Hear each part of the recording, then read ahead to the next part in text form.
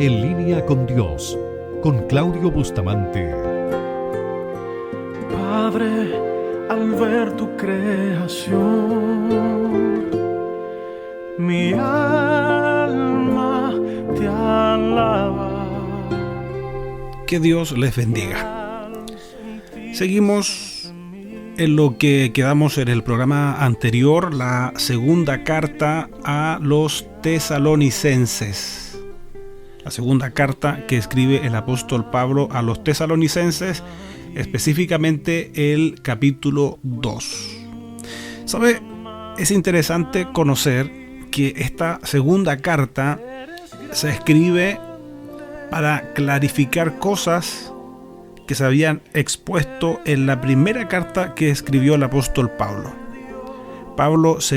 El apóstol se vio en la necesidad de aclararles ciertos temas que habían sido mal comprendidos o quizás hasta mal interpretados por la iglesia de Tesalónica. Entonces, no se conoce exactamente cuánto tiempo hay de una carta a otra. Lo que sí es un tiempo breve, desde que se escribió la primera carta a los tesalonicenses y cuando se escribió la segunda carta.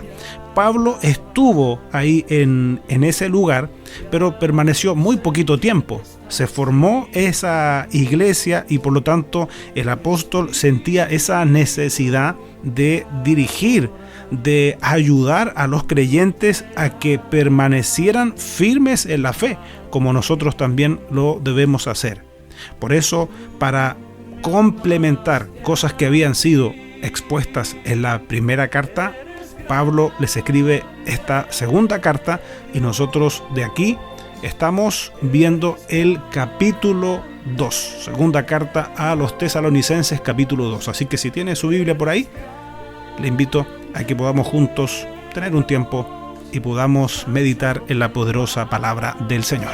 Más alto que el cielo, eres grande.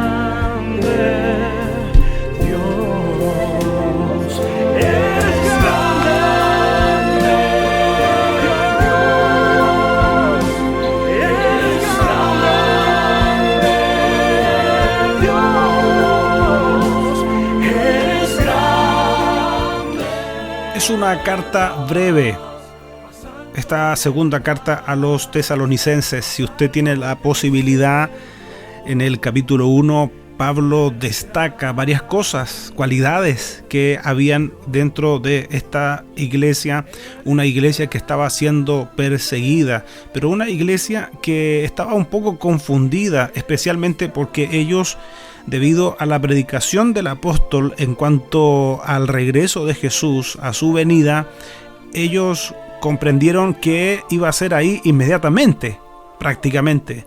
Y algunos morían, tenían la incertidumbre qué pasaba con los que morían, por eso que hay que leer la primera carta.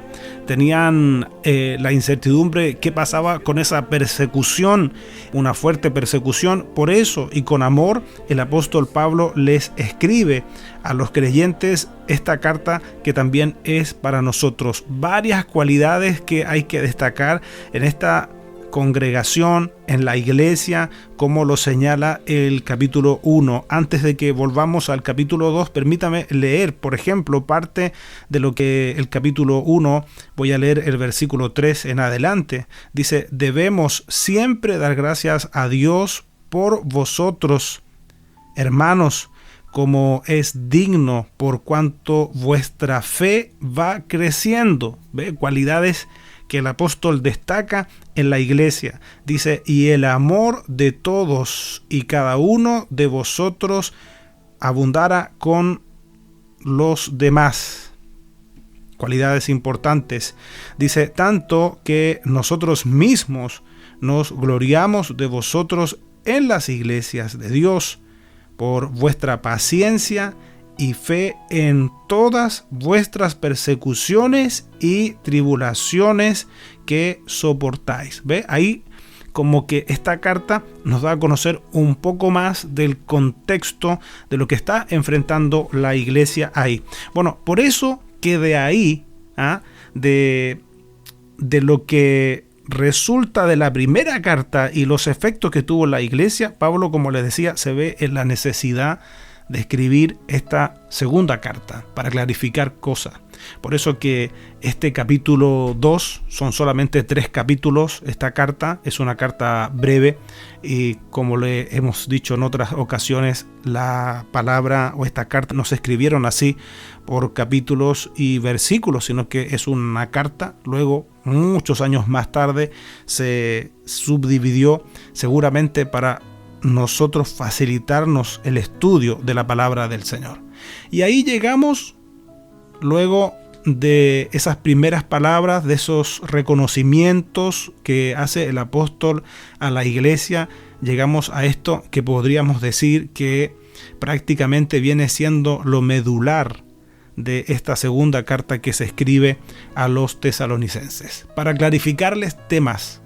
En otras palabras, el apóstol le dice que antes de que se produzca nuestra reunión con el Señor, debe producirse una serie de sucesos que usted encuentra relatados, algunos de ellos en los versículos que se comprenden desde el 3 al 12 del capítulo 2. Nosotros hablamos de 2 cosas que nos enseña la Escritura. Una es la apostasía y la otra es la manifestación del hombre de pecado, el hijo de perdición. 2 cosas, son 2 cosas. Bien, y fíjese que incluso el apóstol Pablo dice: ¿no os acordáis que cuando yo estaba todavía con vosotros os decía esto? O sea, fue un tema de conversación. Por eso que se apela al recuerdo. Esto lo conversamos, porque como que la iglesia se confundió, insisto, por los sucesos que ellos estaban enfrentando, viviendo. Por eso que el apóstol le dice que no os dejéis mover fácilmente de vuestro modo de pensar, ni os conturbéis, ni por espíritu, ni por palabra, ni por carta como si fuera nuestra, en el sentido de que el día del Señor está cerca. Fue tal el impacto de la primera carta que el apóstol Pablo le escribió a la iglesia de Tesalónica, que incluso algunos habían dejado hasta de trabajar, habían dejado sus actividades regulares, normales, por esperar la venida del Señor. Por eso hay que leer la primera y la segunda carta para comprender mejor. Por eso acá les está el apóstol Pablo diciendo que hay cosas que tienen que producirse antes de ese importante evento, pero también les dice cómo ellos deben estar preparados para ese día. Esta palabra hoy es para nosotros, por eso que la estamos citando, por eso que hoy día la estamos compartiendo. Vamos al versículo 6. Dice: y ahora vosotros sabéis lo que lo detiene, a fin de que a su debido tiempo se manifieste. Estamos en la segunda carta a los tesalonicenses, capítulo 2. Sigue hablando del hombre de pecado, el hijo de perdición. Porque ya está en acción el misterio de la iniquidad, solo que hay quien al presente lo detiene hasta que él a su vez sea quitado de en medio. Sigue diciendo: y entonces se manifestará aquel inicuo a quien el Señor con mayúscula, se refiere a nuestro Señor Jesucristo, matará con el espíritu de su boca y destruirá con el resplandor de su venida. Dice inicuo, cuyo advenimiento es por obra de Satanás. Lo dice la palabra del Señor. Aquí obviamente se está refiriendo al anticristo. Ya nos entregó más detalles anteriormente. Retrocedamos al versículo 4. Dice, el cual se opone y se levanta contra todo lo que sea llamado Dios, ese inicuo, que ahora nos dice la palabra del Señor muy claramente que su advenimiento es por obra de Satanás. Es el anticristo. Es el anticristo. Dice, con gran poder y señales y prodigios mentirosos. Si queremos comprender un poquito más de esto, ¿sabe? Tenemos que ir a la visión que tuvo Juan cuando escribe Apocalipsis, porque detalla de esto. Hay para profundizar todavía más respecto a estos sucesos. Y sigue diciendo la Escritura, es importante que sepamos, porque Jesús también dijo que esos falsos cristos y los falsos profetas, dice que harían grandes prodigios y señales. Lo dice. Ahora el apóstol Pablo dice que este inicuo, cuyo advenimiento es por obra de Satanás, con gran poder y señales y prodigios mentirosos. Dice, y con todo engaño de iniquidad para los que se pierden, por cuanto no recibieron el amor de la verdad para ser salvos. O sea, este inicuo, hay gente que va a engañar. ¿A quiénes va a engañar? A los que se pierden. Ahora, paremos un poquito, porque no vaya a ser que entremos a una interpretación errada de la palabra. ¿Quiénes quiere Dios que se salven? Según la palabra del Señor, porque no vaya a ser que caigamos en eso, que nosotros comenzamos casi a determinar quién se salva y quién no se salva. La Biblia nos enseña muy claramente que la voluntad de Dios es que ninguno se pierda. Por eso que fíjese la ternura con la que se escribe esta carta, porque nos dice que esos que se pierden no recibieron el amor de la verdad para ser salvos. Entonces, ¿qué significa no recibir? Por eso, insisto, tenemos que nosotros interpretar la palabra a través de la misma palabra, porque ella es su propio intérprete. Si vamos al capítulo 3 de Juan, en el reconocido versículo 16, parte del diálogo que está teniendo Jesús con Nicodemo, ¿se acuerda usted cómo dice la palabra del Señor ahí? Porque de tal manera amó Dios al mundo. Al mundo.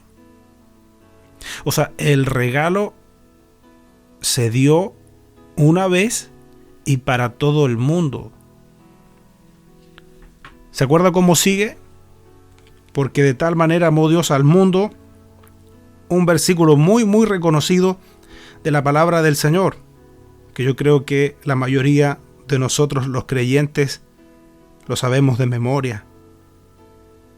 Se dice en diversas predicaciones, las congregaciones que predican a la calle.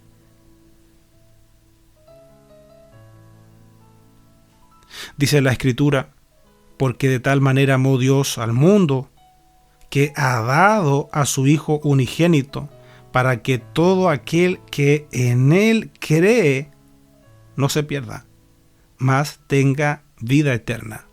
Entonces la posibilidad de salvación es para todos. Es para todos.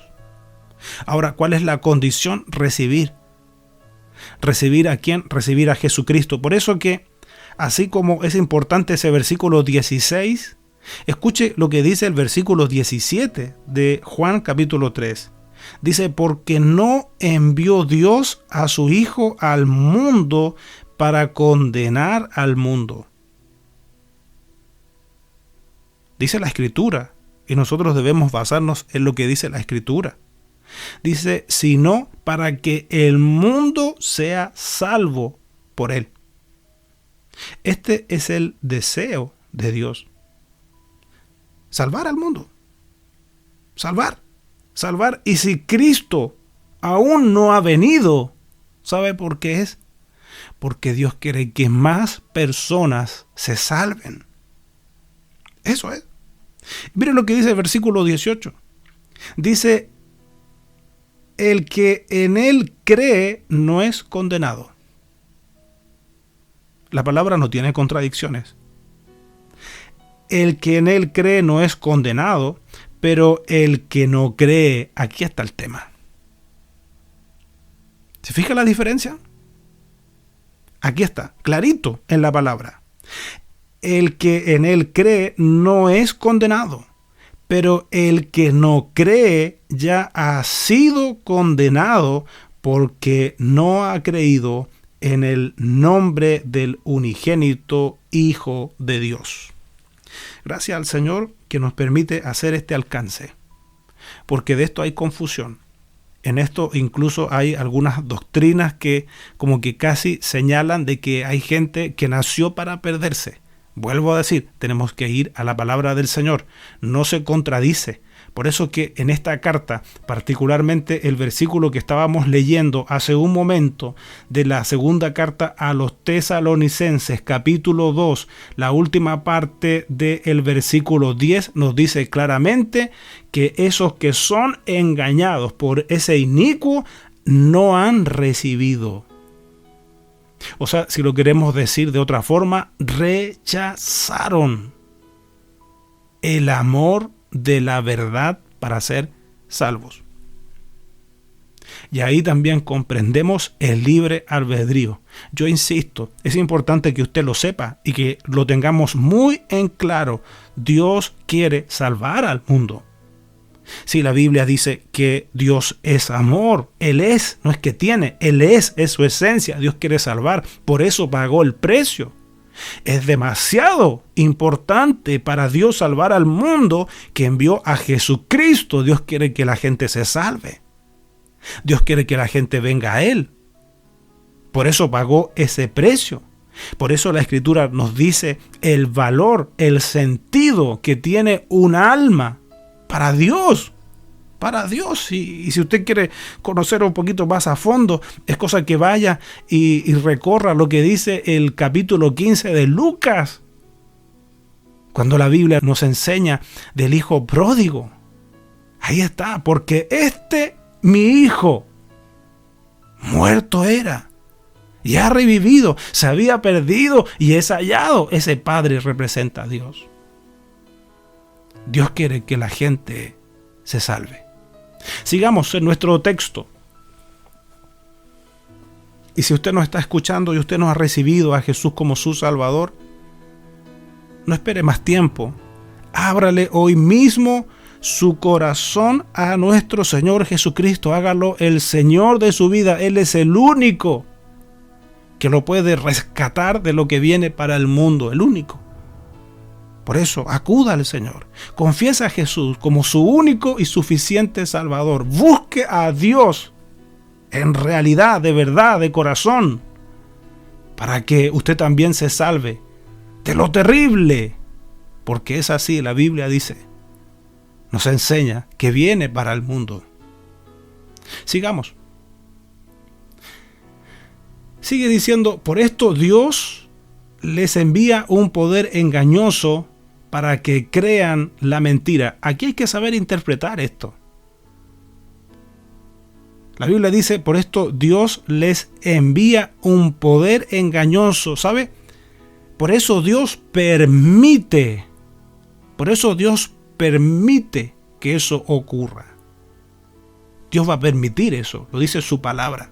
Por esto Dios les envía un poder engañoso para que crean la mentira, a fin de que sean condenados todos los que, los que no creyeron a la verdad, sino que se complacieron en la injusticia. Es gente que le dio la espalda a Dios, es gente que no recibió el regalo de Dios, Jesucristo, y lo rechazó. Por eso, insisto, yo sé que el Señor nos permite llegar a muchos lugares.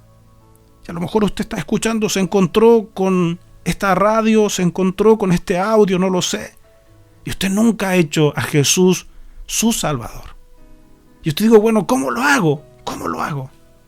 La Biblia nos enseña, mas a todos los que le recibieron, a los que creen en su nombre, les dio potestad de ser hechos hijos de Dios. Amigo, amiga, no es suficiente con creer. La Biblia dice en Santiago que aún los demonios creen y tiemblan, pero no le obedecen a Jesús. Jesús no es el Señor de ellos. Entonces lo que tenemos que hacer es recibirle en nuestro corazón, hacer a Jesús el Señor de nuestras vidas, y con eso usted está recibiendo el regalo de la vida eterna a través de Jesucristo, del que dijo: yo soy el camino, y yo soy la verdad, y yo soy la vida, y nadie viene al Padre sino por mí. Hoy mismo confiese, hoy mismo invite a Jesús a vivir a su corazón. Terminando este capítulo 2 de Segunda de Tesalonicenses, capítulo 2, el apóstol Pablo nos señala cómo debemos de esperar el regreso de nuestro Señor Jesucristo. Lo vemos en un próximo programa. Dios les bendiga.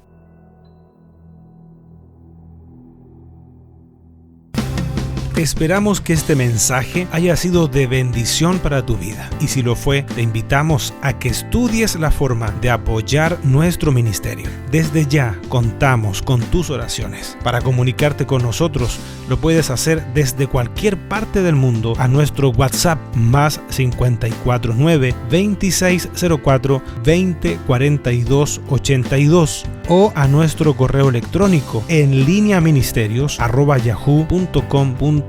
Recuerda que en nuestro canal de YouTube hay más predicaciones para ti. Gracias por estar con nosotros. Que Dios te bendiga. Ministerios en línea, dedicados a la evangelización y edificación del cuerpo de Cristo.